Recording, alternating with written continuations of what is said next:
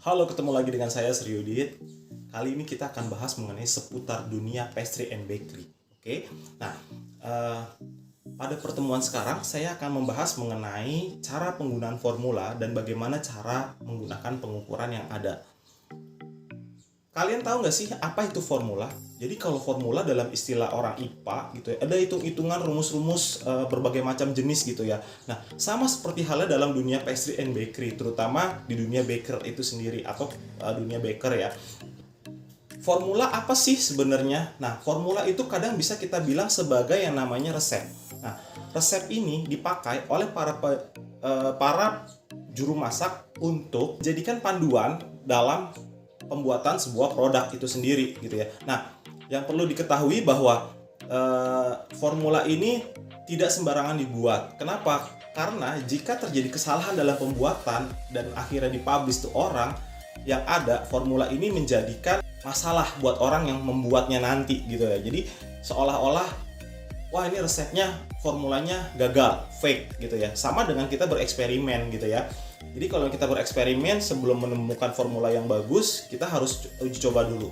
Nah, sekarang saya akan bahas dulu mengenai formula itu sendiri. Nah, tadi sudah saya jelaskan bahwa formula itu adalah panduan gitu ya dalam dunia kuliner atau resep gitu ya, dimana isi dari sebuah formula itu berisikan mengenai nama makanan, terus kuantiti, bahan yang dipakai, porsi yang ada, lalu apapun itu. Nah, berikutnya saya akan menjelaskan bagaimana cara membacanya. Nah, ini sebenarnya slide yang ini saya sudah potong gitu ya. Jadi hanya ada bagian bawahnya saja. Kalau misalnya kita lihat dari berbagai macam formula, di bagian atasnya sendiri gitu ya, terdiri dari ada quantity, ada yield, ada yang namanya portion, banyaknya, berapa banyaknya potongan yang ada. Nah, di situ itu adalah formula yang baik. Tapi dalam dunia bakers itu sendiri, kita biasanya membuat sebuah formula gitu ya, atau sebuah resep. Kita berdasarkan persentase yang ada, itu yang ada pada kolom warna hijau gitu ya. Nah, lalu kita akan konversikan ke dalam bentuk kilogram atau gram gitu ya, dalam satuan berat. Nah, kalau kita pakai satuan persentase itu nggak akan keluar yang namanya hasil timbangan yang kita akan pakai. Nah, berarti kita akan konversikan ke dalam berat.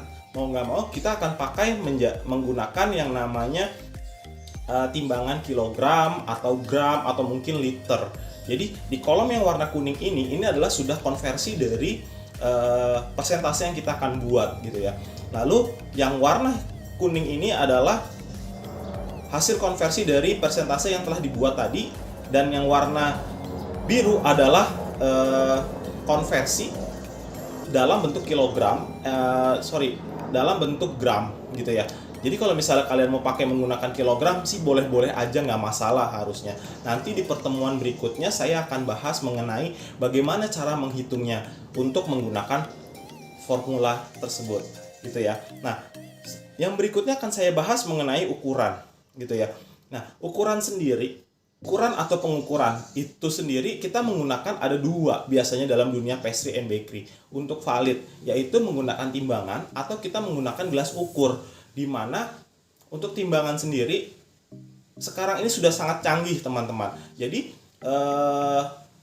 untuk timbangan sendiri sekarang sudah ada satuan liter gitu ya, ada untuk satuan untuk menghitung cairan. Sedangkan dahulu kita hanya mempunyai timbangan analog atau literan yang menunjukkan bahwa adanya banyaknya yang akan kita gunakan gitu ya.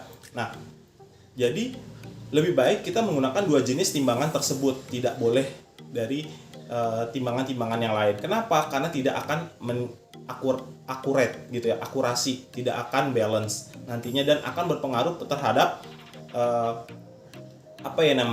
bentuk, satuan, ukuran, rasa akan berpengaruh semuanya. Nah, berikut ini adalah contoh dari pengukuran yang biasa dipakai. Bisa dilihat gitu ya, adalah matrix unit. Oke, so bisa dilihat ya, ada desiliter, ada kilometer, ada pounds, ada kilogram, ada gram gitu. Nah, ini sebagian sebenarnya contoh aja sih. Kalau kalian ingat masa pelajaran SD ya, kalian pasti akan tahu itu semua. Oke, sekian penjelasan dari saya. Tunggu di video berikutnya. Bye-bye.